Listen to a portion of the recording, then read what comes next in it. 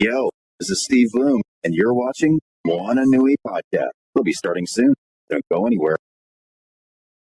I'm Veronica Taylor, and from myself and Ash Ketchum, I just want to say, Moana Nui, I choose you!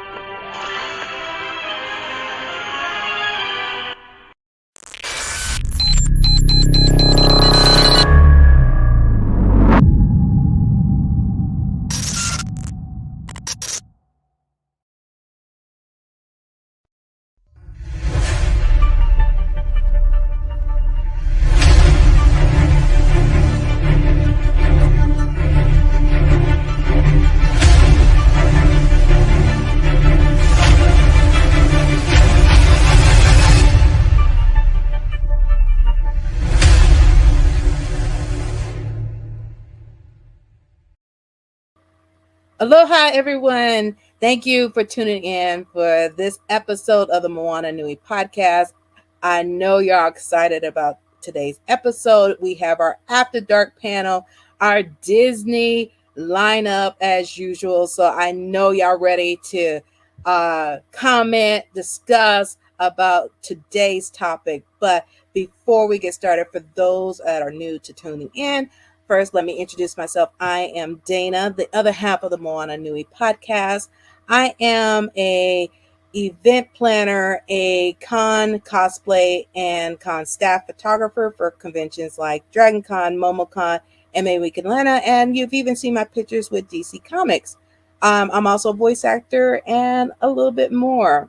And of course, before we get started with our panel, a couple friendly reminders of some of the amazing things that are going on right now. We have, as far as announcements, Moana, our other half of the show, her third children's book is now on Kickstarter for Nakoa Nahea. If you tuned in a couple weeks ago, she had the real life Nakoa Nahea that is part of the inspiration of her books on to kick off the Kickstarter for everybody to get to meet and greet them. So definitely support the that Kickstarter for that. It is live right now. So definitely go ahead and support the Kickstarter for that. And I am going to put the link. We'll have the link available for you all to join that. And then, of course, Malachi Bailey, who you all know from our indie project of the month, his first issue of her as a comic with Wingless Comics is officially out also. So definitely go and support that comic. And now, after those announcements, let me go ahead and bring our panelists to the front. First, we're going to have our very own Lizette Lewis with us. We have our Prince John with us once again. We have our very own Demarius also on the panel again. And of course, we now, for this episode and going forward, we have a new addition. We actually took two new additions, but the second one is having some technical issues, so hopefully they'll join us later. And our next panelist is Ashton. So now I'm going to go ahead and hand it over to our panelists to talk about tonight's new topic. So here we go, and it's all yours. All righty. So we're here. I guess I'll go ahead and kick this thing on off with good old intros. As Dana said, my name is Demarius Newsom. I'm an attorney based out of Atlanta. Disney is my jam. Avatar is my jam. I found some new love for Pinocchio via the live action that we're going to get into later on this evening. Outside of that, I just like to sit around, nerd out, and hang out and spend time with my good friends and everyone else. So let's get it. All right. Well, then I will introduce myself next. Hi, everyone. I'm Demarius' twin, known as Prince John on all social media platforms. I am a sales manager up here in the Triangle in North Carolina. I also do makeup and in school for social media and PR. Pinocchio was not one of my favorite Disney OGs, but I have some thoughts about this new one that we'll get into eventually. My nerdisms is video games, and anything cozy. And I guess I will go next. First of all, I love your makeup. Hey, I am Lizette Lewis, aka Sailor Ecstasy. I am Sailor Ecstasy on all social media platforms. I am a special education teacher. I teach high school. I am a mom. I am a licensed Zumba teacher. I am also a kick-ass cosplayer as well. I've been cosplaying since 2006. I am an old lady, so I am trying my best now. This is almost my bedtime, but I am here and I will help with moderating the panel. But of course, you have any questions, comments, or concerns, you can always reach out to me. And we're going to introduce our new panelists. Hi, I'm Ashton. I'm based out of Long Beach, California. I'm a mom and a softball coach. And my nerdisms are Disney bounding, anything Disney, and most horror or psychological thrillers. Love all of that. All right. Oh, go ahead. So really, we're just gonna be here just to talk about just between the 1940 Pinocchio movie as well as the 2022 remake that just dropped on Disney Plus a couple weeks back. And I'm gonna pass it over to our moderator, Ms. Lewis. Let's go ahead and get it going. All right. So our first question is, since we've all seen the original Pinocchio movie and some of us have not seen the new one, compare the two, because I'm going to just be here listening and I'll chime in when I can. Okay. I'm gonna go first because I just finished it actually today in preparation for this podcast. I really, really just overarchingly love what Disney is doing with the live actions in general. I like that they are taking some creative liberties with some of their live actions. I think they're okay. I think I prefer, for the most part, prefer the new one. I think it hit home for me a lot harder, maybe because I'm actually of age to really appreciate the story that's being told. We're going to talk about the end at a later time because I have feelings about it. Some strong feelings about it. Not that I hated it. I didn't hate the end. I did not hate the end. But we're going to talk. I don't want to derail the initial part, but we're going to talk about it because I have feelings. But you liked the newer one better than the old one? I did. Okay. I liked it. I liked both of them.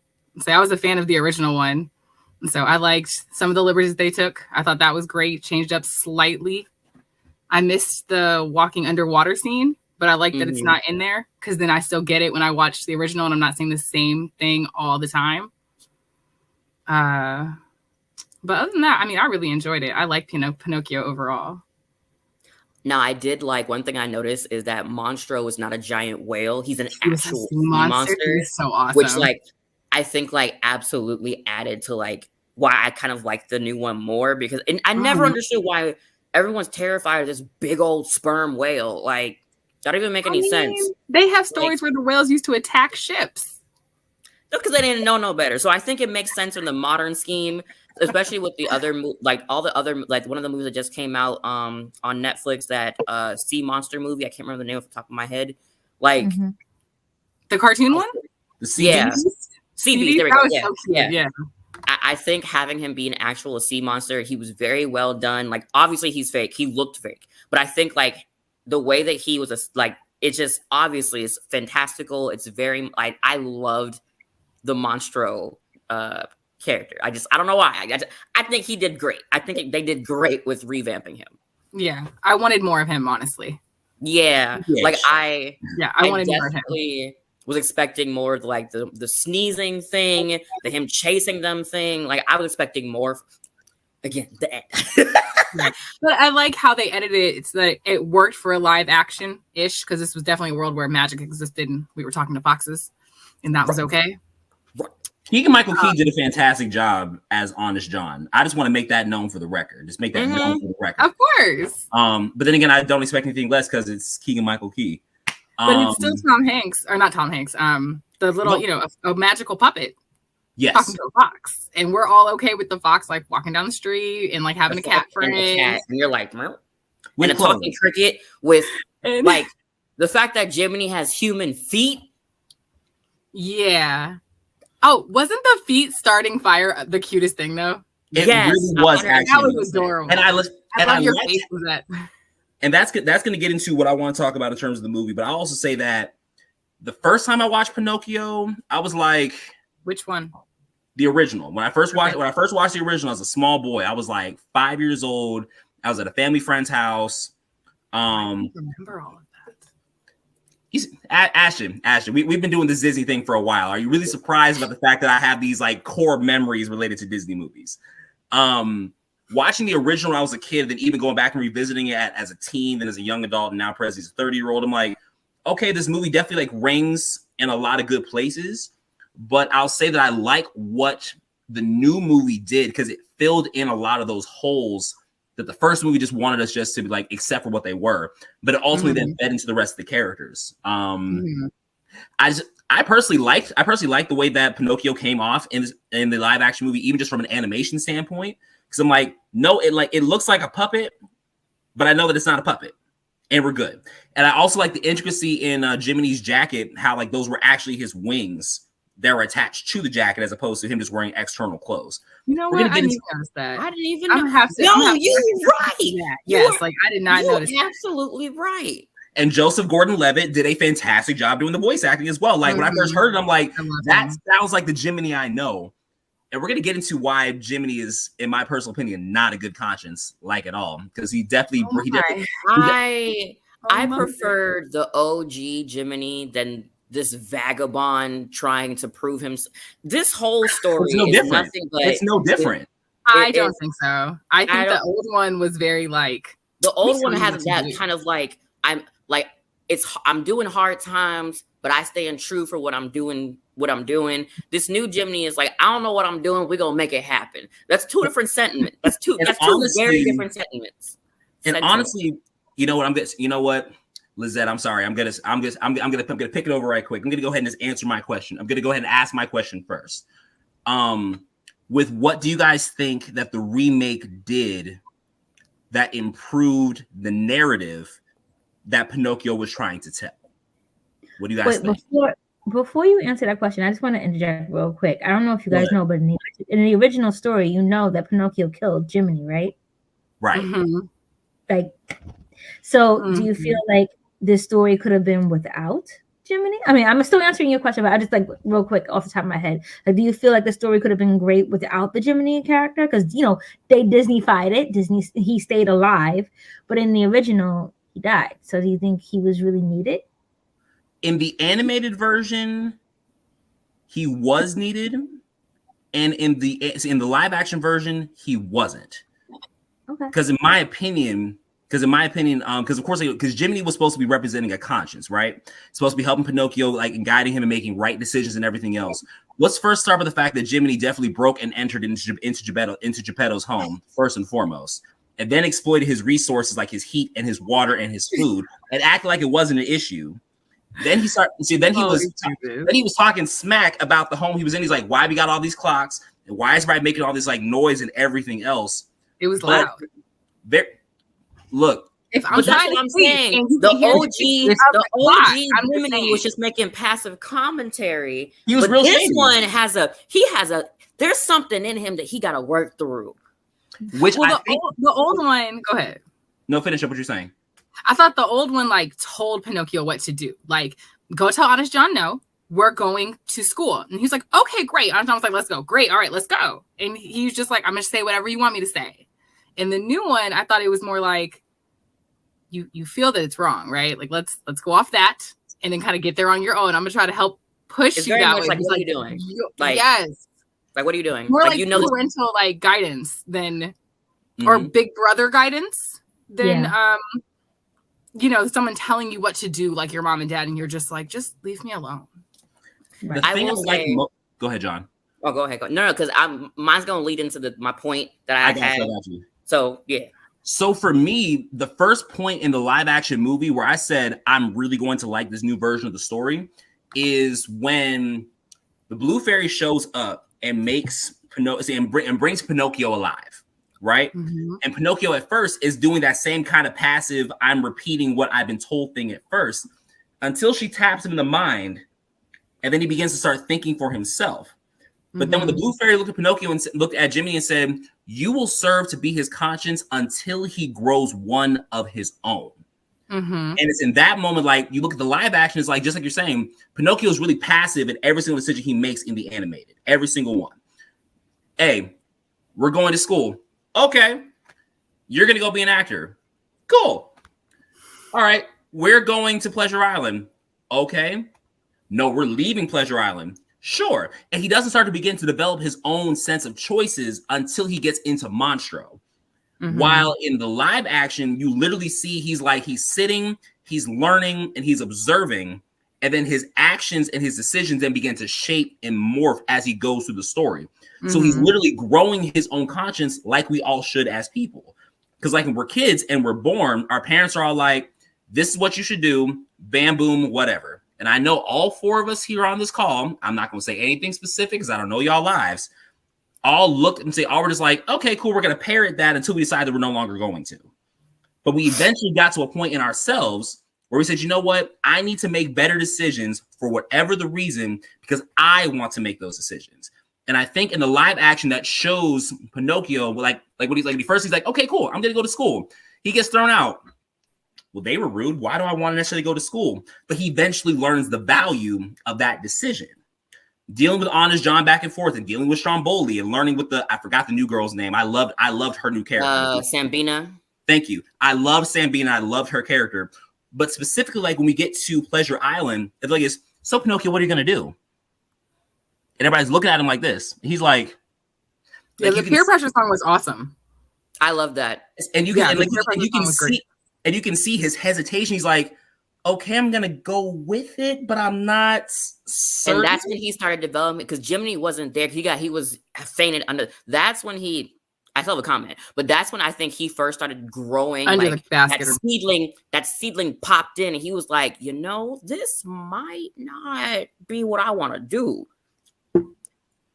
And he didn't have that self-affirmation of Jiminy being his conscience, being like, yes, you are on the right path. Let's maintain that path. So when you don't have that training, which again will lead to my second point that I put in the post in the chat, when you don't have that training to listen to that voice, and so all you have is it's like when people have cochlear implants and they have like gone their lives not being deaf. You don't have that training of your brain to tune out white noise. It's just all here.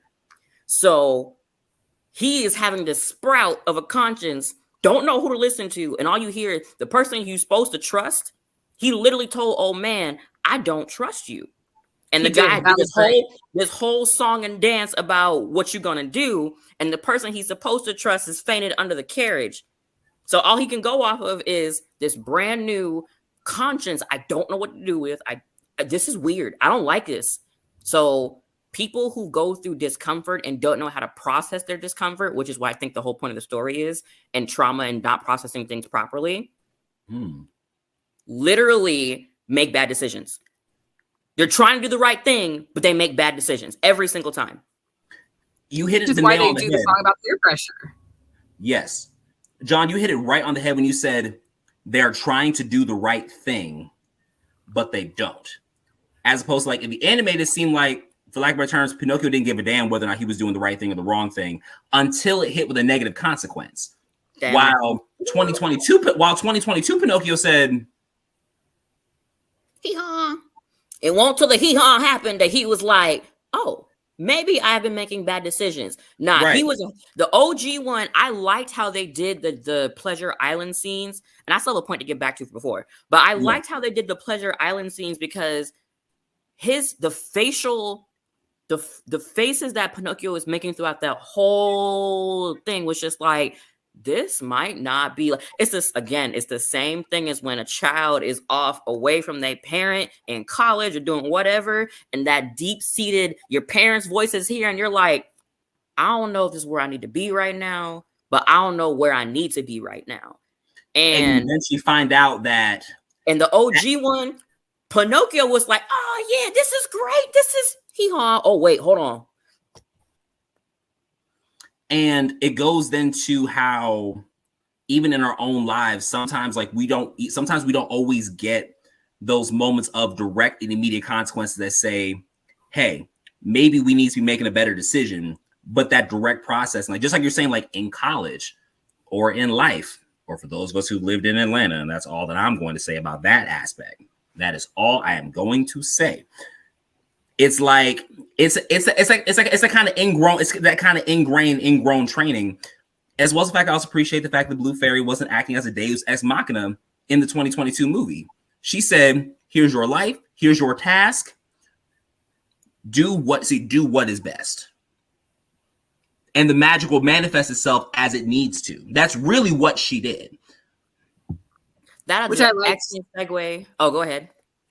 No, I was going to say, I liked that better than how they did it in the original, where she kept popping in and like explaining it to him, and he wasn't getting it. It was better that as he grew and understood what was going on or made better decisions, like his ears went away. I was disappointed when his tail went away, though, because then I knew we weren't getting the water scene. Bruh, yes. Like I was... what you just said, Twin, like what I was going to say before when you brought up the Blue Fairy, if anyone here has watched anime or anyone watching this has watched anime, with Full Metal Alchemist and Full Metal Alchemist Brotherhood, there is what's called the Life Stitcher Alchemist. It's just, let me make the point. And when he does the deed that is full of many memes, and the little dog says Edward multiple times. So in the scene with the Blue Fairy, when the light hits, it hits his dead son's picture first and then hits the Pinocchio. And as I'm sitting here thinking about it, is Pinocchio more of a manifestation or reintroduction of his son's soul or spirit or whatever? But just like how Kagome isn't really Kikyo or any other type of reincarnation, he's his own person, but it's still the same soul. And when he first gets manifested or comes alive or whatever, all he can do is parrot. And that scene made me think about the Full Metal Alchemist scene where Edward and Al go to the Mina dog hybrid Chimera, and all it's doing is literally echoing. It just got created. It's literally echoing. It's just a soul. There's nothing else imprinted upon it until it sees, oh, this is something I can recognize. And the same thing happens when the Blue Fairy taps his head. His mind gets open. He's like, oh, this is something you're the Blue Fairy. Hello, Blue Fairy. I don't know my name. Like, just, I loved that scene because my first thought is, she literally said that the wish that he made is twisted or something, whatever she said. He didn't wish for Pinocchio to be real. He wished Pinocchio was his dead son. So his soul got put into Pinocchio, but Pinocchio, he can't come back. Him dead. So all he did was just give Pinocchio I'm telling you, equivalent exchange is a thing. All he did is take the soul, put it in Pinocchio, but Pinocchio still has to be his own person. He still has to turn into a real boy. Which is why at the very end, I really love how the affirmation of Geppetto saying, I made a mistake. I am so sorry that I wished a different wish. I'm sorry for making you feel like you had to be someone else, because he knew his wish was not for Pinocchio. He wished for his dead son. Parental accountability. Which goes into my whole entire point of that. I think this new one, the OG was not my favorite, so I've only seen like a handful of times. But this one, I feel like this whole story is not about Pinocchio. It's about Geppetto not dealing with his trauma of losing his wife and his son. For whatever reason, whatever the background is, whatever. Literally, the way I'm sitting here watching this, I'm like, oh, this man has a fish. This man has a cat. This man is stuck in the clock motif that's constantly in the movie. This man's stuck in time. He wants to preserve the peace of not acknowledging that his son is gone and his wife is gone. And the love that he had for his wife was manifested into his son, which is a product of love. And then his son died. And instead of trying to quote unquote bring his wife back, he brings back his son, who is the manifestation of the love of his wife. And he can't sell the clocks because that is what his wife loved about him, about what he did or whatever. Because he refuses to move on from the memory of his trauma. Of time. And just like how anyone who deals with the trauma of death, you try to fill the void. He got a fish. We all know fish don't do much. He got a kitten. That is a kitten. So how recently did his family die for that cat to know his son and his dead wife? And it's been years. So that kitten doesn't know nothing but trying to please the parent. So again, trying to fill the love of someone dependent upon you. You make a doll of your son with the picture right here. And you wish not for Pinocchio, but for your dead son to come back. The story is nothing but what happened. Disney's whole thing recently with Encanto and everything else has been nothing but the choices of the generations before us affecting us. And this is exactly what this movie is. Because it's literally like Pinocchio is striving to be enough. Just to be enough. But he don't know nothing. He got a head full of wood. It's sawdust. He ain't got nothing. But he was always enough. That's the crazy part. You know what? Twin, we have to talk off record. Ashton, what you got? Because I got to call my therapist now. Because Twin, I'm just telling you the whole story. And that's why I have such a problem with the end, because I was ready for it. I was ready for Pinocchio to be and face down on the water. And I was like, Geppetto finally acknowledges that the choices that he made affected his son. He finally acknowledged. That's why I told you I had to talk about the end, because I'm like, I am prepared. I have emotional blue balls. I'm like, if Geppetto did all this stuff, he started acknowledging at the end that my obsession with my trauma has sent my son off to try and make me proud to go somewhere. He's not where he needs to be, because my thing is, you sent your son to school because he doesn't know anything. You didn't walk him to school. You didn't whatever, but your dead son knew where school was. Your dead son was going to school. So you expected him to be exactly what he was before, which he wasn't. And so now you're like, I got to go look for him. Okay, cool. All this stuff happens, as he said, in one daggone day. All of this happens in one day. And you're like, you know what? I may have made a mistake. And at the very end, I'm expecting him to be like, if he had said the same thing, but to a resurrected real boy Pinocchio, I would have been hit with the good feels, because you not only affirmed your now son, I lost a child, I lost a life, but I still value who you are. That's not what happened. The man dead, and Pinocchio has to bear the weight of trying to be enough for his father. And it's not until the man has a second chance at life, he's like, you know what? I actually made it. No, that's not how that lesson should have been learned. That's not the original Pinocchio. 110% did it right. Pinocchio should have died. And Geppetto should have been like, you know what? I should have dealt with this.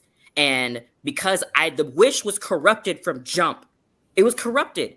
And it's through Geppetto mourning for who Pinocchio actually is, and not the dead son that he wished he was, that resurrects him as being a real boy. I'm gonna push back on that one real quick. I'm just telling you, I was sitting here like eating my food, like no, twin. I'm here for what you're saying. I am here for what you're saying, because if we're thinking about, as you're talking about all these previous movies, the choices and the decisions of the generation from before causing the trauma and an imprint on the generations that come after, that require the generations that come after to break that same kind of trauma. But here's where it disconnects, because in the original, Geppetto was still only focused about Pinocchio being alive and Pinocchio being real. And that was it. But even with Pinocchio not dying in the live action, when they were there on the beach and Pinocchio had shown that he can still be his own person, and Geppetto was saying, you know what? I wanted you to be this thing, but I realized that I needed you to still be your own person. And I'm sorry. Because he did own up to that, which I think is still something that is important. And that was then the moment that shifted the relationship in the live action to where when Geppetto said, basically he was like, it doesn't matter whether or not you are a live, living human boy or a living puppet. You are my child, and I love you as you are. That was the thing that had me tearing up here in my bed watching this thing like at 10 o'clock at night. National Coming Out Day for anyone whose parents don't say that to them. But I will say, I'm not saying I didn't like the ending. The ending was nice. I'm just saying I was expecting that lesson to come a different way. I understand that. And I think it would have been, for me, more powerful if Geppetto had lost Pinocchio despite all Pinocchio was doing. Because that happens a lot, where the parents are passing on their trauma and they don't happen in my family. If my parents see that, I'm sorry. The facts are facts. You are going to lose me if you don't get your ish together. And it's usually typically after the loss happens that the parent sits there and is like, oh, maybe I need to da-da-da-da-da-da. Because Geppetto was going to have to live with the fact that Pinocchio was dead. In the OG one, he was going to have to, like, I'm not saying the stories are literally like copy and paste. I'm just saying if Pinocchio had died the same way he did in the OG version, Geppetto was going to have to live with the fact, like, the initial trauma was going to be, I lost a second son, and I did not appreciate him. And this Geppetto was going to have to recognize that he lost a second son, and he didn't appreciate him for being a whole separate person, because the original wish was corrupted. It wasn't I want you to be you. I just want my son back.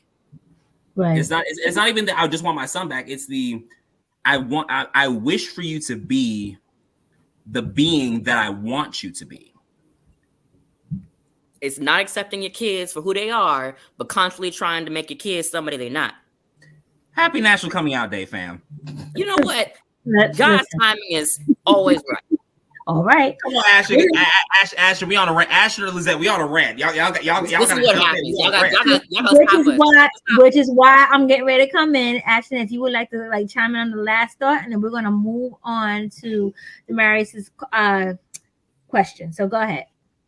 So if you prefer the end from the original, John, what do you think they would have done if they would have killed Pinocchio in this one so that they could have gotten to that same point? Because I enjoyed that they kind of left it open-ended, that when he walked away, he was a puppet, he was a real boy, he was a book. It wasn't really what happened. It was a myth. Do you think Geppetto dealt with his grief just via a puppet? And all of that was in his head, and that's why it's a magical world of corrupted wishes and talking foxes, and none of that really happened, and he went through all this experience in one day and ended up on a boat selling all of his possessions because of grief. And grief is a bitch, and it's hard to deal with it, and how do you process it? So honestly, coming from that, making it more folkloric versus an actual thing that happened, I will say that makes it a little bit better. I still think that aligns with my interpretation of it being a cautionary tale about parents grieving and how that affects people. But I do think, coming from that angle, I still think, even if they did it the same way, I still think they could have ended it the way, like that last moment where they're like walking towards the blue light, which is the blue fairy, which is the magic, which is the fantasy, that is whatever, the folklore, whatever, the open-endedness. They could have kept that. I think if literally a copy and paste of what happened, where Geppetto's waking up, he's like, okay, everyone's here, Cleo's there, the cat is head stuck in the glass bowl, they're kind of cool or whatever, and then that, I think they lost the opportunity with the live action to have that, and maybe it's because it's supposed to be a kids movie. Having a child that in the OG, I just very distinctly remember the cinematography of he's laying face down in shallow water, and the camera went real quick. Absolutely. And if they had done that in live action, they would have got in trouble. Would have gotten in whole trouble. It would have been hocus pocus casting through your TV.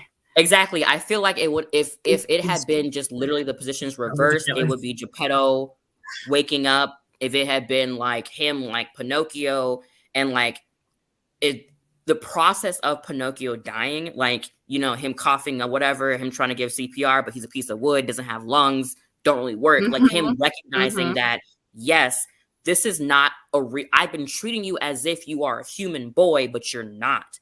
And I have to accept the fact that I messed up, and I'm sitting here boo-hooing about you because I'm trying to give you CPR. There's nothing to push on. It's a piece of wood. Right. So he has to reconcile the fact that this magical thing happened, and I have been not didn't treat it properly. Right. He didn't do the right thing.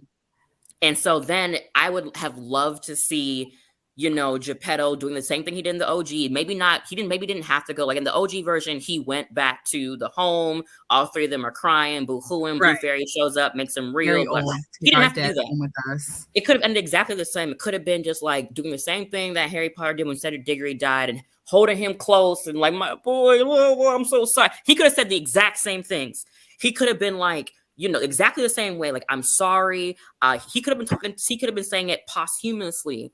And I still think that would have given the same powerful statement to me. And then maybe that could have been the moment where instead of a puppet hand coming up and hugging his dad, it could have been a little boy's hand. Okay. And maybe that transformation happens as Geppetto is recognizing, I didn't love you as you. I loved you as something else. So you mentioned the second children, right? Wait. Yes, Dimar? Oh, am I causing you crisis again, twin? You're causing me a lot of crisis, twin, actually, because you recall the conversation. You know what? This thing's going to go ahead and air. Is it, whatever's maybe. You remember the conversation that I had with you. That was a summary of the conversation that I had with my own family in the same regard. Where, for lack of better terms, I am my grandmother's Pinocchio. For lack of better terms. And that is all that I'm going to say. You've got the background story, Ashton. We are going to talk about this off record. Lizette, we will talk about this one off record. But I remember having the conversation with my grandmother and reconciling our own relationship in a very Encanto turning red kind of aspect where it's like, look, here's what happened.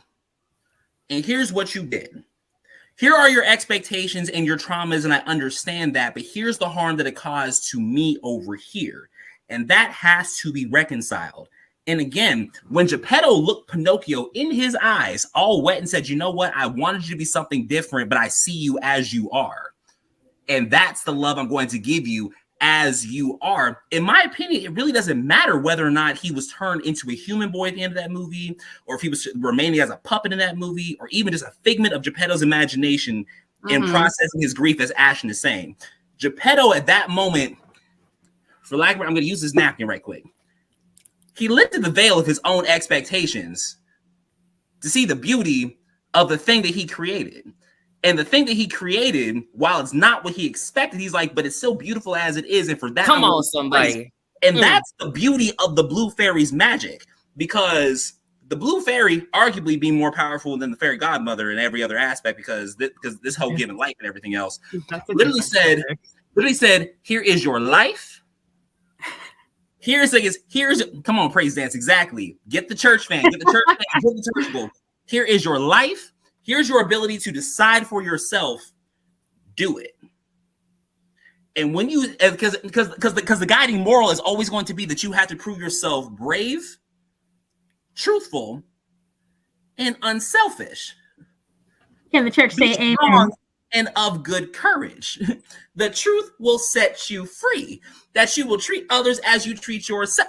It's the same concept that we all live by. And Pinocchio embodied all three of those aspects in his own special. Exactly.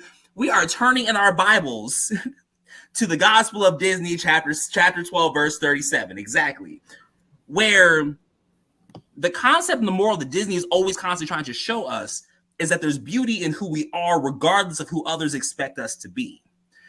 Just as Abuela Alma expected Mirabelle to have a gift, just as May's mom expected her to release her panda, just as Mufasa expected Simba to become king, as Frollo expected Quasi to just be whatever the hell he was necessarily going to be.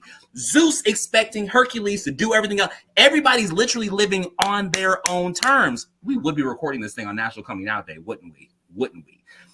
So, okay. So with all of that being said, take it up. As the second child, you see, and you talk about like generationals and how they're trying to change it. As the second child, he's an old man, right? So like he's trying to do it all again. So thinking of as a grandparent, you coming in and being like, man, I really messed up with my first child. Let's try this, because now it's healthy to express emotions constantly. And like the kids are always coming off the field upset and feeling like they didn't do right. And we have to explain to them how to process their emotions. So it's not like before when everything was just buried and you just didn't feel, right? So as this is, let's say this is his second child that he's trying to process this with, at the end of the movie, he tells him how he fucked up and how I should have done better because you're my second child and I need to acknowledge it because I don't get another go around, which is how, you know, grandparents work for Encanto, or how if they don't kill him, it's because the next generation wrote the movie and this is how we're going to overcorrect. Because you absolutely right. Fixing this trauma because we are going to fix this trauma because we not dealing with it. No villain in Encanto. Like, I hate that there's no villain. Like, there's no one to blame. It's just the family needs to get their shit together. And the grandma was using old world thinking and just not seeing her kids for who they are, right? So no, the grandmother's born. So, because she's not a villain. She's an antagonist, but we talked about you. Right. Actually, I wish you had been on the Encanto. I wish you had been on the Encanto live. She's the antagonist. The villain is trauma. Is hiding this, hiding your trauma. Right. It's a different episode. And so but right. Maybe when Encanto 2 comes out, just like how they're trying to overcorrect with the princesses, and they don't just love the one boy, right? Okay. But you know, the princesses they're correcting now with it's not just a boy, right? So this to me seems like these are the classics, right? Not the Renaissance, not the princesses. These are the classics that they're trying to correct. Like what when you go back and watch this movie and they're drinking beer and smoking cigars, not root beer, and foam. So they're now trying to overcorrect because our kids are going to go out and be like, let me get a beer. Like, let me do that at 9 years old because I saw it on TV.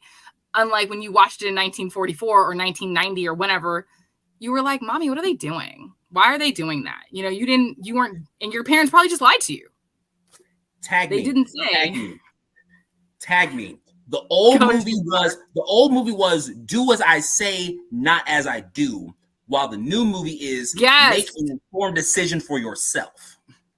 And that is the difference between our generation as the city millennials and I would really actually just say the boomers, because the Gen X's, it's kind of a toss-up, because the Gen X's could be a do as I say, not as I do, or a make an informed decision, because considering my own relationship between my two parents, because my two parents, they are both Gen X, separated between 72 and 73. And I grew up, as in me just growing up solely with my mother's perspective was a do as I say and not as I do. Versus my father's perspective is my parents are boomers, make an informed decision for yourself. Lizette looking at you like, watch what you saying, my boy. My parents were definitely like, this is what you do. But I said it, I meant it, Lizette. I said it. It's over here. One thing I think, going to your point, Ashton, something, and me and Twin have talked about it with our twinliness of what's happening in our life right now. With my family, and I'm always been a transparent person, and if my folks are watching this, facts is facts. We can fight about this later. The most powerful thing my family recently did was say to me, if I had you in the now time, I would have parented you 110% different. It would be like night and day. And it was because I told them, like, I literally just told them I'm comfortable enough, thanks you to 10 years of therapy, telling them, I was like, I don't feel emotionally safe with you. I don't like coming to y'all with my problems. I don't like telling y'all what's going on in my life because I feel like whatever. And my dad and my mom like whole apologized to me. And basically, they were like, if we have when you have your children, don't expect, like, I know that you have fear of them experiencing what you experienced, but we're not the same parents at, 40, 50, 60 that we were when we had you at 22, 23, 25. Like, you were born in 1992, you're going to have your kids in 2030, give or take. Expecting us to be exactly the same is holding us to 1992 standards when I'm most certainly here in 2020, whatever. And I was like, changed and come about in information for them, and what is acceptable that your friends aren't going to shun you is 100% different. And I'm going to piggyback off of that, being a mother and having a child in 2012 in this day and age. And there's a conversation I just had with my high schoolers they were talking about like, why, most of them are talking about being depressed and dealing with their emotions, and how their parents are like, oh, why are you depressed? You have a roof over your head and you're happy. My son literally came out this summer and was like, I want to kill myself. He didn't mean it. He knew what those words were. My point being is I had a conversation with him. Instead of me getting angry with him and be like, why are you depressed? You have a roof over your head. You got a switch. You got this. You got that. Nah, sons, I sat him down. Let's have a conversation. What is making you sad? What can I do to help you? And my son at 10 years old, who is on the autism spectrum, literally said to me, Mom, I think I want to go into therapy. I want to talk about my issues because my feelings are really dark. And I was like, that's great. That's a great first step, son. While his father was getting ready to beat his behind, I was like, pause. We're not going to do that. Not this generation. Not with these kids. Not with my child. Relax. He knows what he said. He knows he didn't mean it, but he also acknowledges the fact that his feelings and his thoughts are a little bit on the dark side. And we're going to work on that. And that's something as a parent we have to work on. And I'm kind of grateful for these new Disney movies. And even though my child is not a big Disney, nut, but he'll sit down and watch Encanto and Turning Red with me, and he'll ask us important questions, and we'll I'll ask him like, do you feel this way about me? He says, no, you talk to me. My son is comfortable to come to me, to talk to me whenever he's feeling anything. He'd rather come to me than his dad because I will take that time. My parents are the pre-boomer parents. They're the ones who would have beaten my behind when I was 12, talking about, I want to kill myself. I'm depressed. And literally put belts to my skin. Okay? So basically, long story short, what I'm trying to say is that, this new generation of parents, the ones who are in tune and trying to end generational trauma, like it ends with me pretty much. And my son, like I said, my son totally acknowledges, like, okay, Mom, I got these thoughts. I got to get rid of them. And that's what these parents need to understand. And that's why I can understand why a lot of people don't like these Disney movies, because some of them can't relate. And I'm like, you can't relate. But guess what? As somebody who had the overbearing parent / grandparent / great aunt literally criticized me on every step because of my looks and who I am, or the fact that they had another child, my mother and father, because the first child was way too intelligent and they could not handle her. It's just reliving those family traumas over and over and over again, and eventually it has to stop somewhere. So it's if you do end up having children of your own, for the other two, if you do, I'm just saying, it's great that you acknowledge it, and that there's there's a time for gentle parenting, and there's a time for like, boy, if you don't get over there and get in that right, you don't. Yeah, but it's also about. I'm sorry, keep going. No, I'm done. It's also then about understanding who your children are, in all of who they are. Yes, and not just the parts that they show.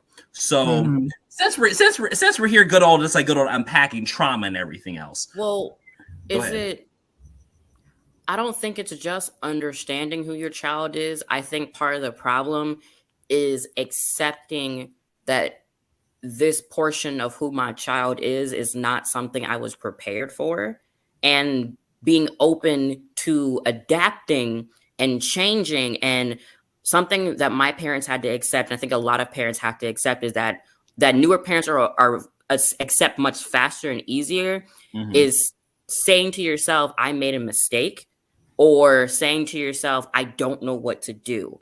And a lot of parents don't like showing their children that they don't know what to do. And the problem becomes, when you're of the older generation, you tended to handle problems with it like a battering ram, spam plan A, you're going to be this way, my way, no highway option, whatever. But a lot of newer parents understand that there's more than one way to skin a cat. 6 1/2 doesn't sound the same. Like and it doesn't work for every child. You have to do exactly. Your first, and you accept, your third. Like, I used to have a comparison problem with my parents, and I was always being compared to my older. Well, why Michelle would do this? Michelle would do this. I'm like, I ain't Michelle. And it took a really long time. Honestly, my whole embodiment of who I am is a manifestation of me literally saying, I'm going to be me because y'all won't let me be me. And I almost For the wondered. Hakarandas. I just recently told my mom, like, I just like if I had the representation that I needed, and if I had been allowed to explore and be myself, I probably wouldn't be as flamboyantly gay as hell as I am now. When? No. Like, please understand what I'm saying. I'm not saying. No, I understood you. It was just super funny. That was for Demarius. Like, I'm not saying I wouldn't be me. I'm just saying. It's so funny. My vocalization, my aggressive self-love, my very much empowerment of others, and almost codependency on making people be their best selves is literally because I manifest and see through other people. You're not being your best self, so let me help you be your best self. I'm healing my inner trauma about not being allowed to be my best self by making you your best self. And that's why I was saying, like, I do think this is more of a caution. Like, yes, Pinocchio is the main character, but it's more of a parenting story versus a child story. I can agree. But Twin, the reason why I paused, the reason why I gave you that pushback on that one is because remember 3 years back, if not 3, like 2.5 years back, I sent you that clip. I sent you that little piece of information about caterpillars and butterflies and the fact that the wing structures are actually underneath the skin of a caterpillar, even once it first hatches, and even if the colors are already ingrained into the DNA. A peach tree gonna be a peach tree. You can't expect no apple or something else. But I'm just saying, I wouldn't be this species of peach if I had been allowed to grow somewhere else.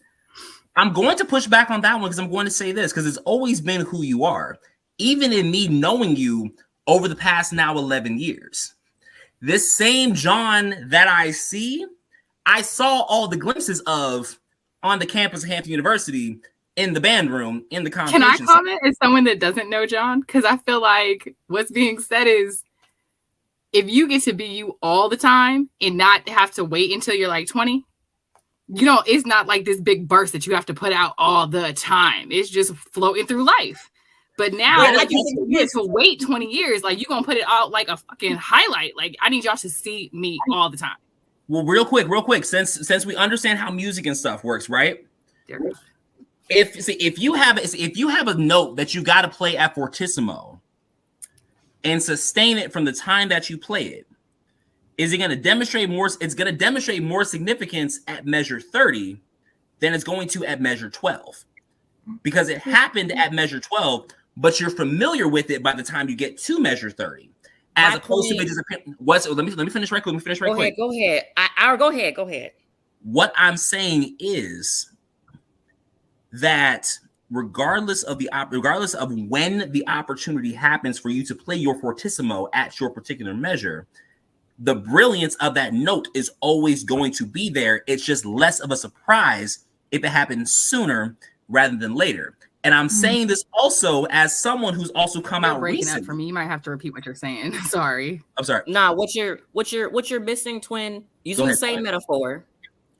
If I'm a real loud B flat, the top above the staff, your analogy makes sense. What I'm saying is I've been sustaining this note at fortissimo all the time. I'm tired. My point is I'm loud all the time. If I had been allowed to play earlier, I could have decrescendoed down to a more tolerable consistency. I'm not saying the note's changing. I'm saying I feel like I've been on rest for 168 measures, and now you're going to hear me all the time. If I had been allowed to come in when I was supposed to come in, we're right here. If I had been, I wouldn't feel the need to be fortissimo for the rest of the daggone movement. Twin, we're right here. You and I are right here. We're right here. But here's the thing. I'm saying. Here's what I'm saying about understanding who your child is. Because what we have to understand is that the facts don't change. How you see the facts is what informs your understanding. So I remember I was having this conversation with my grandmother after we unpacked all of the trauma over the past 5 generations of my family through 6 different bloodlines that just so happened to vest through me. As to why I've got to be the curse breaker, I don't fucking know. But when my grandmother and I were having that conversation, she said, when you were younger, I did see these blips here and there and I didn't know what they were. But now I understand who you are because I see the facts for what they're actually presenting. Mm-hmm. So it's a matter of, just like with Geppetto says, I made a puppet. Okay, the puppet is moving. Okay, the puppet is talking. The puppet is responding. I'm doing what I got here. And I fucked that shit up. I really, really did. And I don't even normally swear this much on regular video cameras. So, you know, we're really going through some stuff right now. We're really unpacking stuff right now. But when Geppetto, at the time in which it was a crisis for him and Pinocchio, at the nature of their relationship, very similar to how it was with myself and my grandmother. When Geppetto looked at Pinocchio and said, I've realized I've been doing too much. And you know what? I'm going to change how it shifts. The facts that Pinocchio was a walking, talking puppet who interpreted the world never changed. The perspective of that walking, talking puppet is what changed for Geppetto. Much as it did for your parents, much as it did for mine. Much as I'm certain in some aspect, and some people that Lizette or either Ashton know and understand has also then changed. The facts of who they are, the facts of who we are, don't ever move. They don't ever move. Ooh, following along this lovely musical analogy. Ooh, so if you remember in Hampton, something that Rasan said all the time, and Ladson said too, is playing out of the character of your instrument, because you feel like you have to be louder than what you actually can do. And I swear, now that you say this analogy, I'm looking at Pinocchio and I'm like, yo, you have always been this way. And Geppetto had to realize you. But when you have a bad conductor, a bad lead, your sheet music is everywhere but where it needs to be, you're going to do what you got to do to be heard. You're going to do what you got to do. If you don't understand the instrument, you can't play the music the right way. Hold up. Ashton, what are you going to say? Go ahead. Sorry. No, go ahead. Go ahead, Ashton. Me? From what you guys are saying, they don't show us any time with Geppetto parenting Pinocchio at all. They tell us that they spent time together, then he sends them into the world, and that is all. Like, there is no parenting done. He's just go out and see if you can come back. And you mentioned, like, you know, the kid didn't know where school was. He's following school. He gets kicked out of school. He doesn't end up coming home. He waits till 5 o'clock to go see, where's my kid? Your kid walked up the street. If your kid wasn't back by 3:30, where's your kid? So, I mean, he doesn't parent his child at all, which is also probably something from like working too much and like being the dad and being like the breadwinner. And now, you know, all these years later, or thinking that he did enough. Right. So, or, you know, not moving on from your trauma and maintaining that you are not actually my son. You were actually just a puppet who I wish was my son. So I don't really need to be looking after you like you actually my son and causing all your trauma and stress till the very end. Like, oh no, I traumatized you like you actually are my son. So let me treat you like you actually my son. Because I tried to make you into the image of my son, knowing full and damn well that was never going to be, because of the fact that I can never have my son back. Yes, full circle. Back to the end of the movie of him telling him, man, I messed up. Like, I love you for how you are. And then we don't know if it was a dream or, you know. I'm telling you, we could write dissertations off these I wasn't expecting to unpack more generational and parental trauma with Pinocchio. Not with Pinocchio. Yeah, John, when you put the grief question, I was like, I have no idea how to answer this question. But Ashton, let's go into your question though. Let's go into yours about this unconditional love right quick, because it's coming on back. Like Celine Dion said, it's all coming back to me now. Keep going. Let's go. So I don't know if I have a good question. It was just more about like in the original one, Pinocchio, he just kind of fumbles through life and he does all these things because he gets to go home after Pleasure Island. He goes home and realizes that his dad is gone. He's been gone a while. This all didn't happen in one day. And then he has to go out and like find him. But that's probably the only good decision that he made, right? So when when you think of the rest of the day, he gets coaxed in by Honest John to go be famous. And he loved being famous and he liked all the attention. And then his dad still, like at the end of the day, loved him. And it was like his second chance. And how does that go for like parents or like children wanting their parents' love, and like you don't understand that your parents' love should be unconditional and that you don't actually have to earn it. but Pinocchio is constantly going through life trying to make his father proud.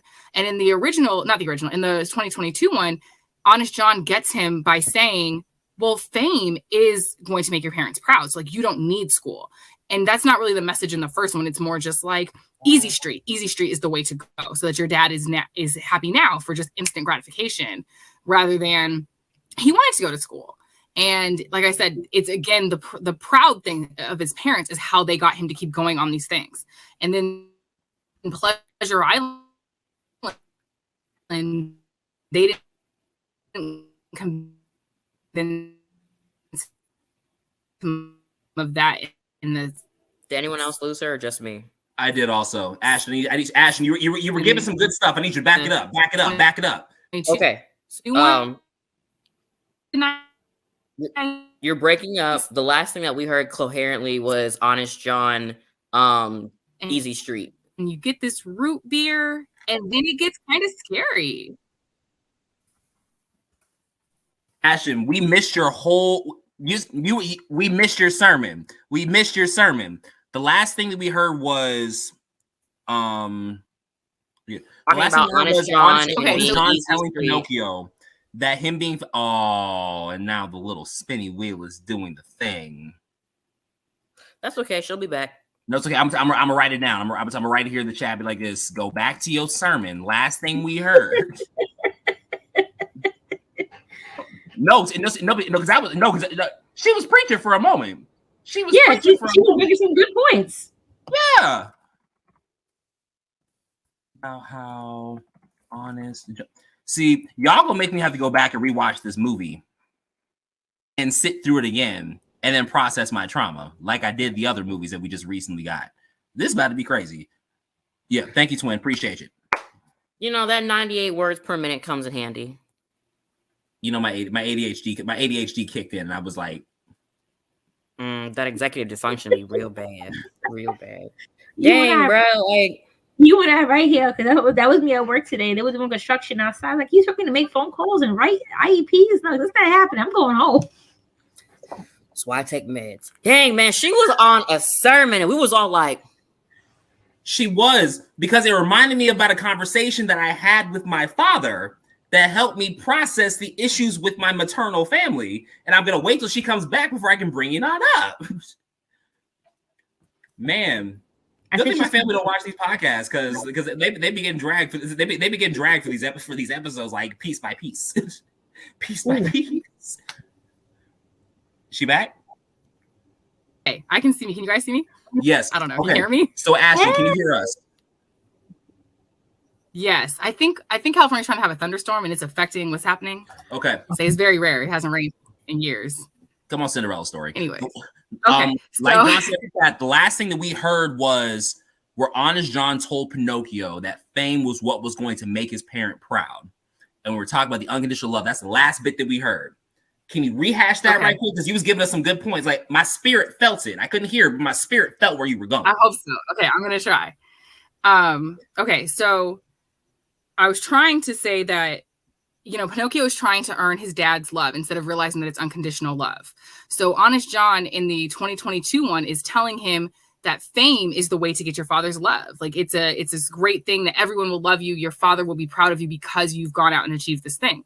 In the original one, they're just telling him it's easy street. This is what you should do because right now this is instant gratification and it'll make your father proud of you. So then when they go to Pleasure Island, that is, again, Honest John and Gideon, the cat, coming up to him and, like, convincing him that he should go and do these things. And them just getting rid of Jiminy Cricket, who's still telling him, no, just what to do, and him not making decisions. But in the original, in the 22 one, they snatch him off the street. And they take him and they do the peer pressure song, which is terrifying because Jiminy was trying to explain peer pressure. And then he got kind of kicked away. So he doesn't really understand, what do I do when my friends want to do stuff? What do I do when I think it's bad? Because he tells him, I don't trust you. Like, I'm scared. And then they go to Pleasure Island, and Pleasure Island gets kind of scary quickly. Like, they get on this boat, you have a nice root beer, and then it gets faster. And then it's like rage room, kids like destroying things, kids fighting, like, and he's never even gone into the world. So, like, this is scary. They don't really do that in the original one. It's fighting, but, like, it's fun and games, and, like, we're gonna break stuff, and, like, it's kind of like what they think mischievous kids did, I guess, before we had TV to tell us what we should do. Mm-hmm. So, you know, at the end of it, he comes back around in the original one, like he realizes his father is gone and he's been gone and looking for him all this time while he's just been out making all these horrible decisions. And he comes back and kind of like, it's more like he earns his father's love by going out to find him and saving him, and he dies in the process. But because of all of that, he earned his father's love. Whereas in the 22 one, I felt more like him and his father both realized this is unconditional love, and I love you no matter what's going on, and I just need to let you know that and like be there for you. And again, I liked the ending because of that and how it was like it could be real, could not be real. It was both of them needing to have that, you know. And the original love was earned, while in the new one it was freely given, as it should be. Right. And that goes back to what you were saying before, Ashton, about how Disney is just basically like redoing the movies and giving the lessons that should have been there from the first place. Yeah. I do like that. One thing I was saying in the chat real quick while you were talking is that when you're talking about Pleasure Island, where he's starting to notice things are wrong, I was noticing at the very end of that water boat scene, right before they get to like the pool hall, the music gets decidedly like, you know, a whole bunch of sharps and flats and chromatic scale-y, and like it gets really dystopian and slow and sounds very wrong. And it happens right as they get to, well, it starts as they get to the scene where like they're like shouting out into like the mirror and like screaming into the void, which as all traumatized children do. And it was when they got to the school montage and they're like breaking everything is when the music got real slow, real chromatic, and Pinocchio's face was like, oh, I made a mistake. Mm-hmm. Yeah. Gotta love the score. They do help that with like guiding the emotion. Like, I think they do a great job with that. Mm-hmm. And I love that it happened at the school portion of that ride, quote unquote, because that's what originally his father wanted him to do. Like, I want you to go to school. And again, the whole montage of trying to do what's right and earning your father's love and da-da-da-da-da. And that's what I was saying before, if you don't have guidance, you're trying to do the right thing and you are making the wrong decisions in the process. Like, here's another school, but you're not the school you're supposed to be at. Right. And you don't want to learn these lessons. Mm-mm. To go along with that, I remember having a conversation with my dad back in September of 2020, where we were talking about unconditional love. And me growing up in a very, very Christian household, like, oh yeah, unconditional love, boom, boom, wham, wham, wham. My father explained it in a way that I never really like thought about, where he basically said, there's really no such thing as unconditional love, but unconditional love is really when there's love that's shown above all conditions, which is not the same. Because like an unconditional love is like whatever, there are no conditions, versus I'm going to love you over whatever conditions I may have necessarily had. Because in reality, we all have conditions on our love within a reasonable degree, because we choose who we wish to be in relationship with, what that relationship looks like, the extent of that relationship, and the extent of the access. We all do. But real unconditional love, when we see it, because we recognize it, is like, you know what? Above all those things that I understood love to be, I'm giving it to you. Mm-hmm. Do you think that with that thought path, unlike his original son, who obviously came from his loins, Geppetto had to choose to love Pinocchio? Because with parental love, you know, as a wooden puppet, like not a living being thing with which he created biologically, but something that was the work of his own hands, an active choice. We all have like a love of the makesmanship that we do. Like we have things that we do that we have a certain type of love. And Geppetto had to choose to change the love that he had for Pinocchio, the wooden doll, versus Pinocchio, the living wooden doll, versus Pinocchio, the wooden doll, who's also my son. Which kind of goes to something like, go ahead, Ashton. I was going to say, I think that has to do with like the movie constantly giving him a second chance to do the right thing, and then still trying to get back to his dad to have unconditional love. And that's why, I guess, other than like children kind of just tell you what they're doing, but like that was part of why he was shouting at his dad, like, this is how my day went. And this is all the crazy things that I got into, so that his dad knows what happened and like what he went through, you know? I thought the question really is like, how many second chances do you get? But that's an understanding about, then again, love over condition. Right. I guess that's why I understand what you said. Because love over condition is really that understanding of grace. But he also then got to think about then the posture of your heart. Because regardless of whatever Geppetto did, the posture of his heart towards Pinocchio never changed. Pinocchio, regardless of what he did, the posture of his heart towards his father never changed.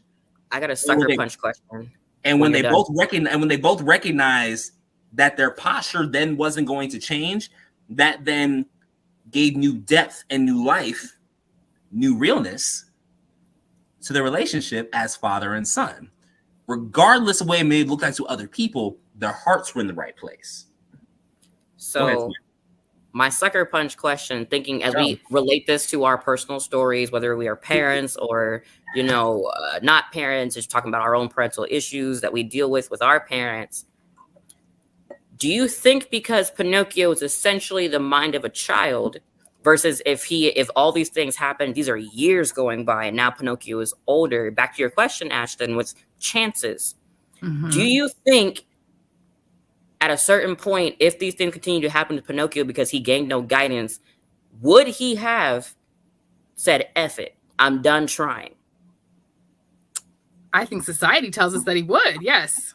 So because based off the story, his heart posture doesn't, but his heart posture doesn't. No. Like we will forever seek our parents' love. Not talk to them anymore. As children, we are going to forever seek our parents' love, and that is why it's traumatic to have to cut off your parent for A, B, C, D, E reason. That doesn't mean the action of cutting a parent off doesn't still happen. So my question is not, does Pinocchio want to cut him off? I'm saying at a certain point, if this is not Pinocchio the child, which is the movie, if this is Pinocchio the elder teenager, Pinocchio the young adult, the Pinocchio who has been dealing with his parental trauma and his parent essentially not treating him as who he is, but some other amalgamation of this internal picture in his head, would Pinocchio have stopped trying to earn his father's love? Even if eventually Geppetto came back around exactly as he did, it verbatim the same, with the way that Pinocchio is, and then Jiminy being his quote-unquote conscience, never being where he needs to be when he needs to be there, would Pinocchio eventually look at Geppetto and be like, I'm done trying. I don't care what happens at this point. I don't care what happens in my life to me or to you. I love you, but I'm going to do me, and whatever happens, happens. I'm saying yes. I'm saying no. See, I told you it's a sucker punch question because you have to age up the Pinocchio that's here and not look at the actual ending, but look at if literally all this is taking place over years, over decades, over whatever, not this instant, but there is no reconciliation ever happening. It's literally back to back to back, Geppetto constantly whatever, or Pinocchio being away from Geppetto or whatever is happening, and he's still trying to get back to his dad. Maybe he does get back to his dad. Maybe Geppetto still treats him the same way and sends him back out into the world again, saying, "Hey, yo, you got to figure this out, my guy. I trust that you will make the right decisions without raising you to make the right decisions." And then again, Pinocchio gets in some messed up situations and tries to get back to his dad, and then it's a constant cycle over years. At a certain point, I feel like, I'm not saying Pinocchio will cut off his dad because he wants to. I'm saying I'm done putting myself in these situations, trying to come back to you, and you consistently not recognizing that you're the one putting me in these situations. I'm done. Space and grace. And that's the reason why I'm saying no. Because I've done it myself. Because Twin, as you know, Lizette and Ash, and I guess whoever else who listens to this podcast, as you also know, I live 15 minutes away from my immediate family. My immediate family who I've known for all of my days. my immediate family within their own reasonable, not even reasonable degree, wholly unreasonable and totally fucked up a lot of different ways, rejected key portions of who I am for the purposes of their own expectations of me and our relationship, right? And I had to choose the space for myself so that then I could let go of all that hurt, to heal and to process. But the fact of the matter is, the reconciliation is not my choice. Because if I'm not the one who caused the harm, it is not my choice to then try to come back into the fold whatsoever. But because the fact that my heart posture has not changed towards my family, when that reconciliation is willing on their end to work its way back on in, is then we can have that conversation. But I can let go of all of the bullshit in time with therapy and processing and chosen family like Pinocchio found in Zabina, to then allow for that room and that grace for me to then also grow. So that when they choose to come back into the fold, if they do, right, and I will then be in a space to receive it because I chose to put that space in the thing. So if we have a 30-year-old Pinocchio, hey, over here, how you doing? And I'm over here living my life as I choose to on my own terms. If you choose not to come back into the fold, that is your choice. It is not my problem. It is your choice. You're talking about Pinocchio and them reconciling. I'm talking about the Pinocchio says, I'm done trying. I'm not saying he'll never give Geppetto the chance. I'm saying I'm done trying. They're not mutually exclusive. They're not mutually exclusive. No, I'm not. I'm saying like you're talking about and somewhat projecting, talking about Pinocchio essentially saying, I'm done trying, but whenever you're ready to fix your stuff, I'll be here. Which is what I'm also saying. I'm not, you're saying, no, it couldn't happen. I'm saying Pinocchio is going to say, I'm going to choose, as you literally just verbatim said, I'm going to live my life how I so deem it to be correct. And whether or not you accept it is irrelevant. Exactly. In the current iteration of Pinocchio, he's still constantly trying to get Geppetto's love and trying to do all these things that I want to make my father proud. But are you proud, Pinocchio? Are you the 30-year-old, 25-year-old Pinocchio happy with these decisions? I think if we bring in Once Upon a Time, we can answer this question because it's no, like he doesn't do well and he misses his papa and he turns into the little boy. And I love, that's fine. But I think if we're just going off of what they've given us, they've done a great job of him being a small child. Like I think in the OG one, he was really like more of a buffoon. Like he really just didn't have common sense or any idea of what was going on. And in the second one, the 22 one, he was more of a child that was confused and needed guidance. And I thought they made that come off really well. So for the character that he was as being, let's say, like under 10, he wants his parents' approval. That's what you crave as a little child. I think if we got like an adolescent version, we could answer this a bit more where you don't care about your parents as much. Your friends become way more entertaining. The outside world becomes an influence in a different way. That's where you'll get that sense of I can be me and I don't need my parents' approval. I think we just need him to age a little more. But if we want to reference Once Upon a Time, I think August, right? He decided that he made bad decisions and he had a great time. And then he was turning back into wood. But he was turned back into wood because the curse got reversed, not because of his own choice. Are we sure about that? That's Are we going to argue plot nuance or going to focus on the actual point of the question? We'll come back to that. That's a Once Upon a Time podcast. I'd have to read. Anyway, we'll pick an episode for Once Upon a Time. We'll pick an episode for that. So I'm going to piggyback off of this. Yeah, as somebody whose parents kind of want to keep me as a puppet, right? Do whatever they wanted me to do, and I wanted their approval and wanted to make them proud. But at the same time, I was my own person. I had to make my own decisions. Eventually, I am somebody who had to cut off my parents. I had to cut them off for 7 years. Did not talk to them. Did not want to be bothered with them. Wow. Did not want anything to do with them because eventually, even though I wanted to make them proud, but they still wanted to keep me as a little kid. They still, at 21, 22, want to beat me with a belt. Keep that in mind. Yeah. Right. I was like, I got to cut you out. I can't do this anymore. Plus, I'm trying to go to college and you weren't seeing me. They wanted me to be a why go to school? I want to be a teacher. I'm not. Right. What do you mean? I want to be a teacher. Right. So I had to cut my family off for 7 years. Now, when I came back, I only came back only because of the fact that my father, unfortunately, started going through dementia, and then eventually it did develop to Alzheimer's. So eventually he kind of forgot who I was at a certain point. He would come in and out, whatever, fine. And I helped my mother out. But then my mother, being my mother, was doing the same thing she was doing before. She, even though I had given her a grandchild, I've given her the son she always wanted. She didn't want girls.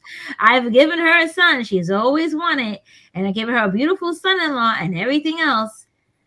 She only still saw me as a little kid at 35 years old. As a little kid, right. So like when my father died, you stopped loving her. Like you never stopped loving them.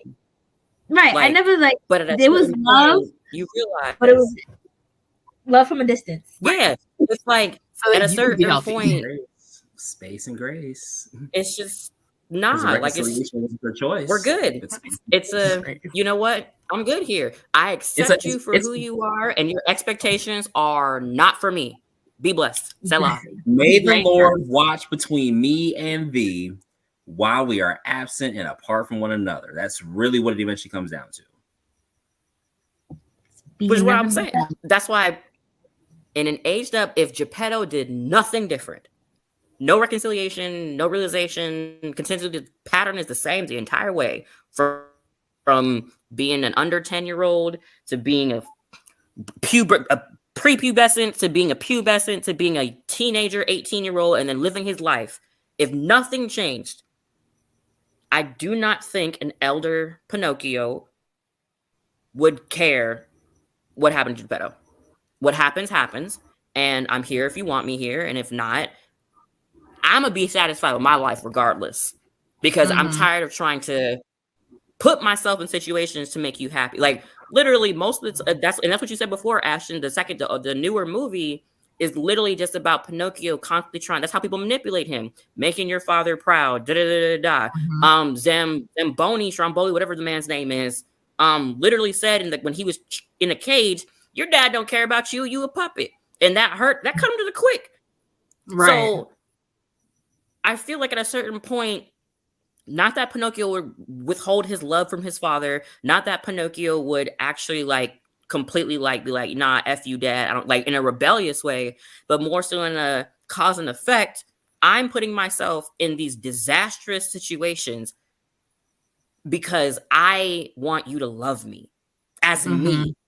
And I think that is also a very powerful thing, an acceptance of self, of who I am and everything that I am. And if Geppetto had never had the realization in the new, old, whatever, Pinocchio was going to be like, I'm out.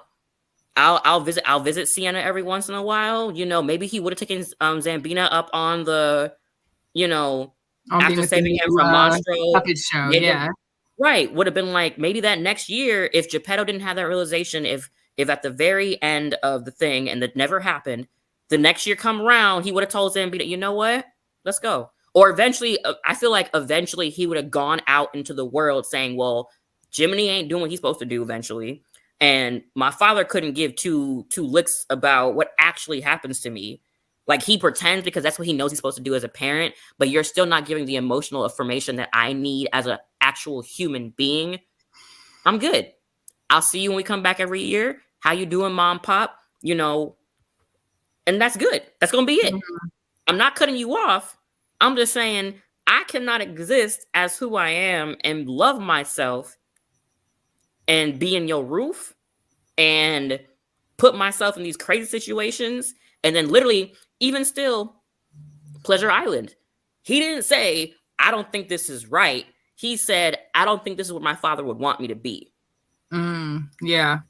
Everything is through the lens of his father's love and being proud of him and da-da-da-da-da-da. Not once did he ever really till the very end start talking for himself and about himself and I don't like this. I don't want to do this. Blah, blah, blah, blah. Right. And then you could compare him more to a toddler in that aspect too, then, because your parents are the ones that fill you with who you are and like let you know to go out into the world and like be proud and strong and how to hopefully face people. You know what I mean? So as this being his first time into the world, he doesn't know what to do. And he's like, I don't think my dad would let me do this. I don't know what to do. And because he's so new, he doesn't have that reassurance. He doesn't have Jiminy on his shoulder to constantly tell him, like, yes, your parents do love you and you shouldn't believe these lies and you should go do whatever. He doesn't have that yet because he's just, I guess, new to the world. You know, it's more of the Frankenstein.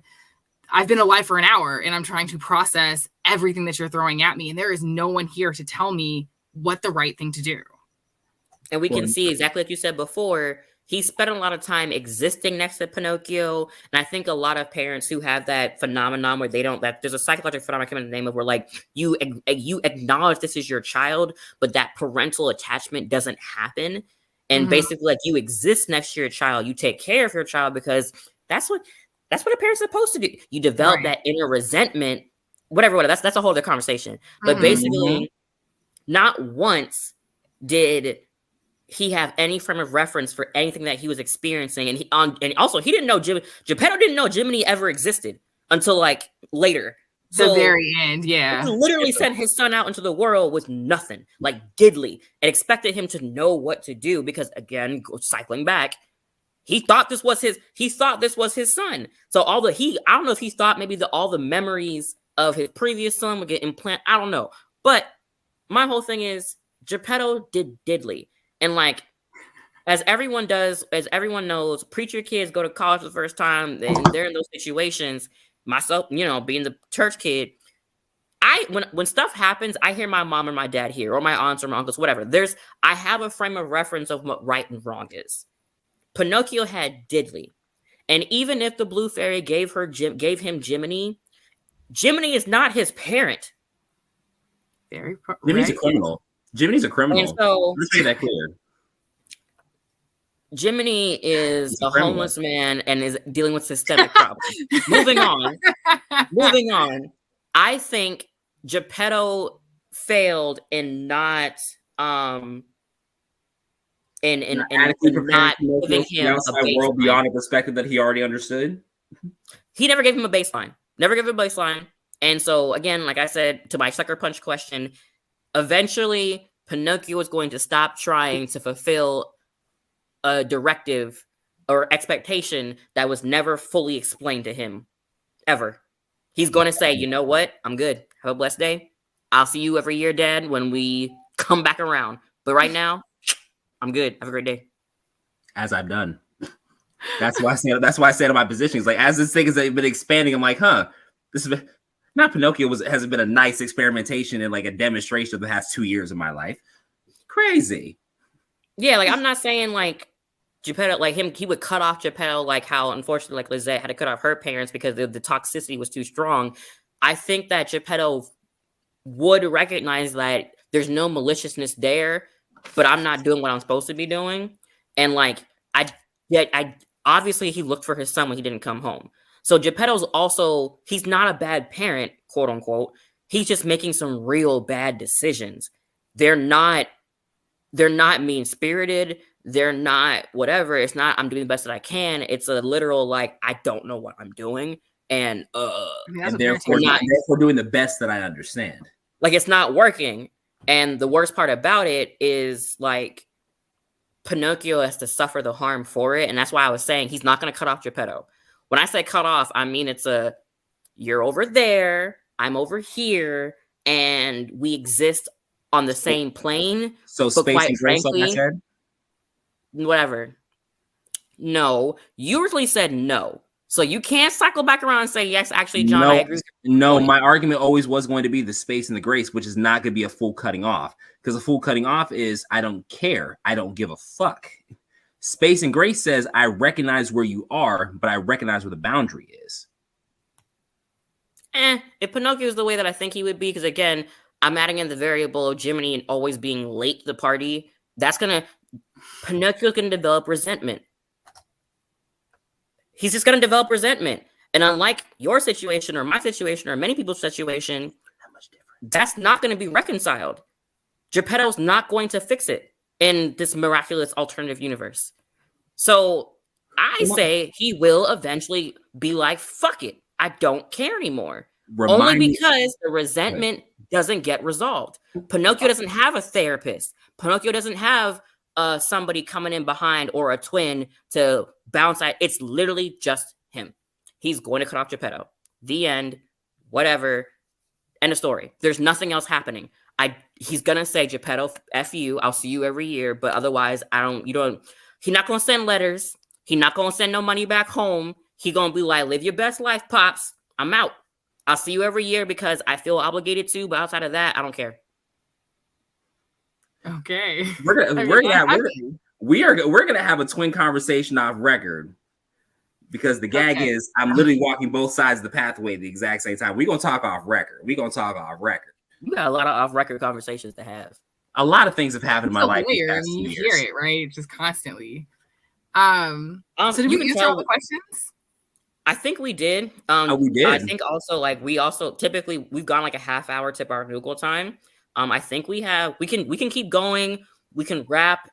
It's really whatever y'all want to do. I would suggest wrapping just because I like podcasts, but if we hit 2 hours, I'm not gonna listen to us. Fam. I'm just like I like to stay in that 58 to 90-minute range. we are at 90 minutes right now. So let's see. How about this? Final thoughts. There we go. I'll go. Final thoughts overall is I really enjoyed the newer version, and I hope Disney sticks to this, like, not verbatim, don't show me exactly what happened in the cartoon, but similar, so that I feel like I'm at home and comfortable with the movie, but I get a few different nuances that I really enjoyed. Sure. I think this new movie was much more powerful than the OG still. I still like this one more than the original one. 110%, I'm loving this second renaissance of Disney. Like, I know everyone hates these remakes and whatever, but I think the stories they're telling and the lessons that they're giving are, I think, much more important because they're just rehashing, hey, you missed it the first go round. We're going to make sure you learn it this time. So I'm loving it. I'm living for it. And I can't wait to talk about everything else that's happening. For me, final thoughts on the Pinocchios. I love the 2022 version as opposed to the 1940. TBH, the 2022, the 1940 keeps putting me to sleep. I'm not gonna hold you. I'm slightly insulted. I really do enjoy that version. I said what I said, and I meant what I said when I said it. But the ride is wonderful. You said what?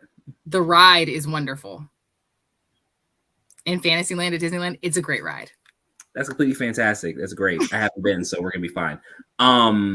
But I'll say that to echo what both of you are saying, I appreciate that they are taking the old story, but peeling back those layers that were not discussed that surround the old story, that then gives it that new context. The facts don't change, but the interpretation thereof is what is different. Is what ultimately makes it better. I'm looking forward to these other new remakes. Just like I know we're gonna need to do a 2-part episode for this Little Mermaid live action, both before and after the premiere. Are we ready? We ready? Ashton, you know I'm ready. You know I'm ready. Excited. So we're going dressed as the Little Mermaid. I mean, correct. As you should. I can't wait. We're doing African display. Don't have a Jamaican accent. I'm sorry. As a Jamaican, if that crab don't have a Jamaican accent, I've been lied to. Okay, I'm done. Go ahead, Lizzie. I'm just waiting for the sermonic that's going to be part of your world. Look. Everybody lift up your hands and turn your Bibles. I'm ready for the sermonic.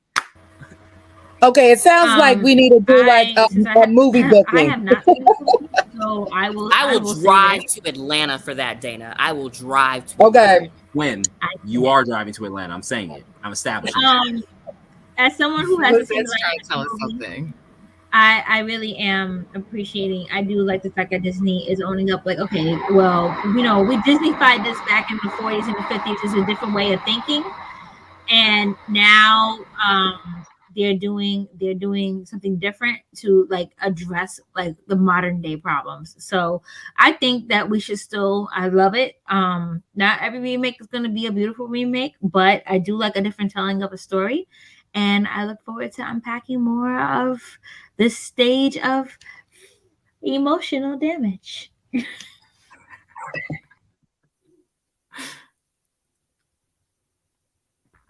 Emotional damage. I have to. I'm sorry. That's nothing. That's Disney all right now. Just emotional. Every time something happens, that's what my brain hears. Now, I mean, Disney didn't start doing with their DVDs. You know how they always have you got free digital copy. With this DVD, you get 10 free therapy sessions on Disney. And one Twin, you are putting yourself on mute as you are talking. No, the gag is like I unmuted myself. I picked my hand up. My computer said, "Shh."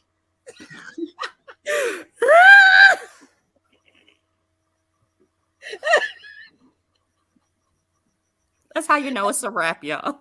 Let's go. He was like, "You're doing too much. You're doing too much." That's what it did.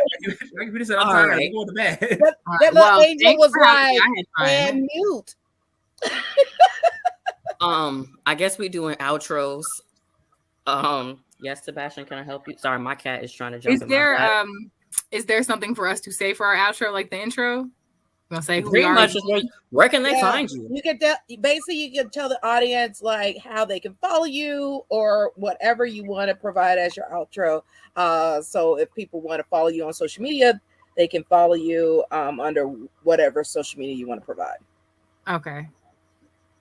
All right. Well, I guess I'm gonna go because I'm talking. Thank you guys for having me. I had a good time. So hopefully you guys will have me back. Definitely. You're in the official outro now. Wonderful. I forgot to mention in the intro that I am a big Lord of the Rings nerd. Like, love all things Lord of the Rings. We can talk about that anytime. I'm thrilled. Appreciate that, John. And I see you guys. I love that.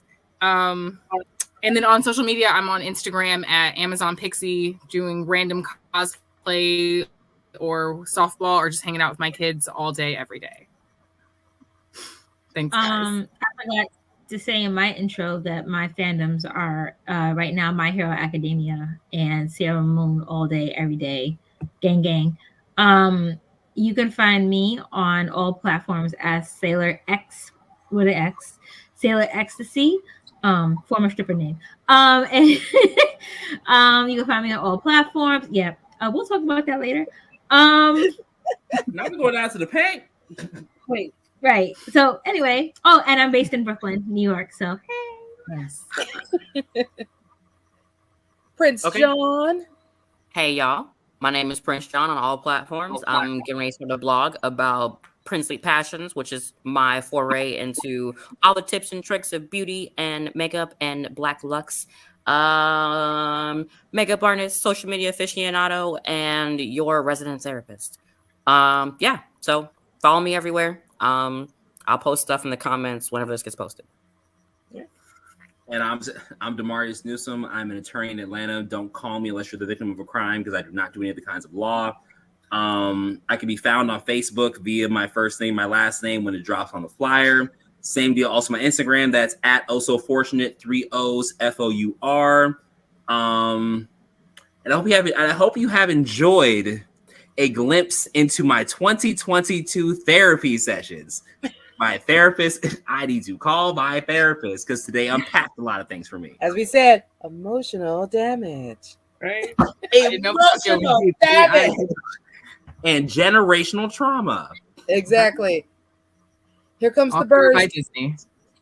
And group song now. We break into group song now. Well, of course, everybody. Now, hold on. Sorry. Thanks. Well, of course, everybody. Thank you for tuning in. Definitely, we look forward to engaging with you on our next Disney After Dark discussion. This little group right here will discuss which new Disney thing. And of course, May, let me go ahead and start making some calls, and we have to book something for May so we can do like a little screening and stuff. So I'll be I'll let y'all know. We need a two-parter for the Little Mermaid live action, before and Next after. year, dog. Expectations and reality. We need a two-parter. Okay, so like the week that it's getting ready to come out, the week before it comes out, we do a before, and then after it comes out, we do an after. Correct. Okay, that sounds great. Okay, perfect. All right, everybody. Thank you for tuning in to the Moana Nui Podcast.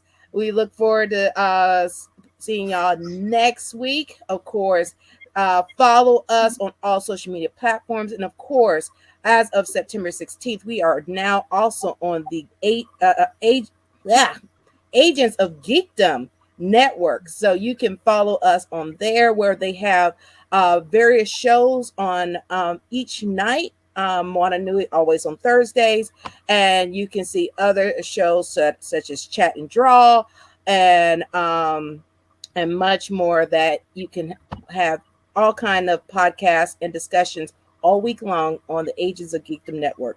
So definitely check us out there. Follow us on Agents of Geekdom, and of course Moana Nui Podcast on all social media platforms. So thank you everybody for tuning in, and have a good night. Bye everyone.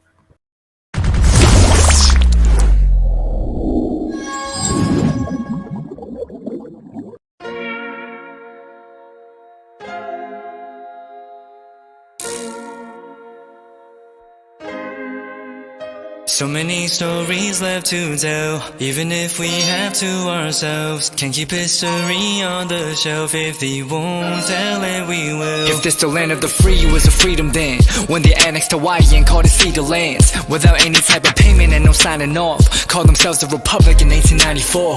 1.2 million acres overtaken from the native Hawaiians. When they resisted, the West retaliated in violence and erasure. The Hawaiian language is banned as part of colonialism's plan to expand, Stuck between a rock and a hard place. Multiple bombings of Gordon-Levitt as a part of their ongoing war with Asia. Used it as a place for target practice. No consent or compensation. Colonizers call for annexation.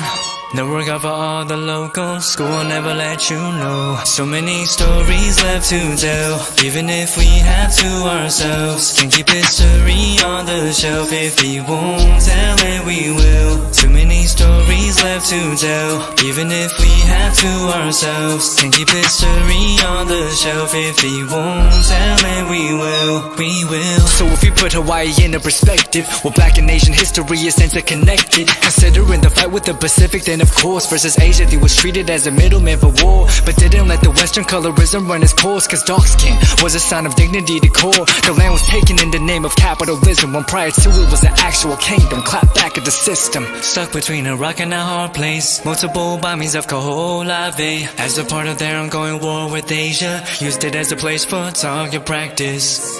No consent or compensation. Colonizers call for annexation.